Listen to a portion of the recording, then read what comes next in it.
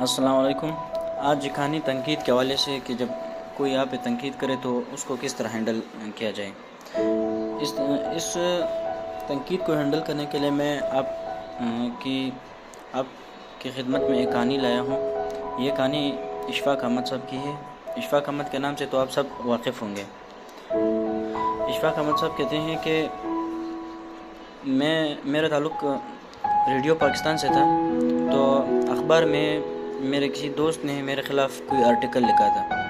اس article کا میرے دل پہ بڑا اثر ہوا، میں بہت پریشان ہوا کہ آخر میں نے ایسا تو نہیں کیا تھا، مطلب میرے خلاف کیوں اس طرح میرا دوست بول رہا ہے۔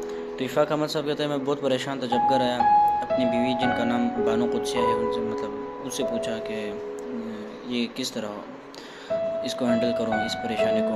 انہوں نے کہا کہ آپ اپنے بابا کے پاس جاؤ۔ بابا اصل میں اشفاق احمد صاحب کا روحانی مینٹور تھا۔ تو اشفاق احمد صاحب کہتے ہیں کہ میں اپنے مینٹور کے پاس گیا، مطلب وہ جو ان کے بابا تھے، ان کا اپنا ڈیرا تھا، اپنا جو خاص جگہ ہوتا ہے صوفی لوگوں کی، جو بڑے بزرگ عالم ولی لوگ یہاں پہ رہتے ہیں، مطلب وہ اپنے استاد کے پاس گیا۔ جب استاد کے پاس گیا میں نے اپنا مسئلہ شیئر کیا کہ استاد جی اس طرح اخبار میں میرے کسی دوست نے میرے خلاف اس طرح لکھا ہے، حالانکہ وہ بظاہر تو میرے ساتھ اچھا تھا، لیکن انڈائریکٹلی اس نے ایسے میرے خلاف لکھا ہے کہ مجھے اس سے یہ امید نہ تھی۔ تو اشفاق احمد صاحب فرماتے ہیں کہ میرے ٹیچر نے، میرے جو استاد تھا، اس نے مجھے کہا، اسے مجھے ایک کہانی سنائی۔ انہوں نے ایک کہانی سنائی کہ اشفاق صاحب سنو، ایک وقت میں دو صوفی تھے، مطلب دو بڑے بزرگ بندے تھے، دونوں تصوف کے علم حاصل کرنے والوں کو صوفی کہتے ہیں۔ کہ وہ دونوں کہیں جا رہے تھے، جاتے جاتے پھر ان کا بازار سے ہوتے ہوئے ایک جنگل کی طرف گئے۔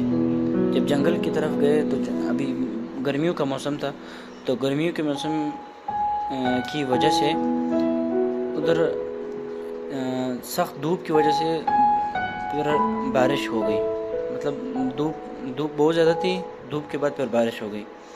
جب بارش ہوئی تو موسم زبردست ہو گیا، مطلب ابھی نارمل ہو گیا، ابھی بہت خوشگوار موسم ہو گیا۔ تو جب جنگل میں جاتے جاتے وہ دونوں جا رہے تھے تو ادھر لکڑیوں میں ایک سانپ پڑا ہوا تھا۔ وہ سانپ ایسا مرجھایا ہوا تھا، نہ زندہ نہ مردہ، اس کو مرجھایا ہوا کہتے ہیں، مطلب اس کنڈیشن میں تھا۔ تو ان دو صوفیوں میں ایک بڑی عمر کا تھا، ایک چھوٹی عمر کا تھا۔ جو بڑی عمر کا صوفی تھا اس نے اس سانپ کو اٹھایا پیار سے اور اس کو اپنے جو ان کا اپنا وہ ہوتا ہے، اپنا جو تھیلا ہوتا ہے اس میں ڈال دیا۔ تو چھوٹے صوفی نے کہا کہ یہ نہ اٹھاؤ، یہ بہت زہریلا ہے، یہ آپ کو نقصان پہنچائے گا۔ بڑے صوفی نے کہا نہیں، یہ اللہ کی مخلوق ہے، میں اس کی خدمت کرنا چاہتا ہوں۔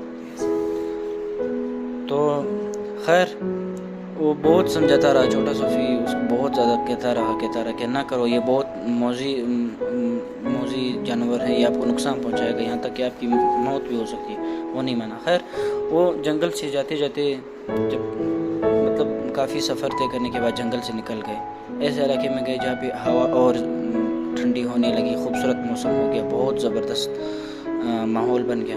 تو جب دیکھا سانپ جو تھا وہ اس تھیلے میں جھومنے لگا، مطلب وہ ایکٹیو ہو گیا۔ تو اس بڑے صوفی نے آس پاس دیکھا تو اس کو ایک درخت نظر آیا، اس نے اس سانپ کو اس درخت میں آرام سے ایسا چھوڑ دیا۔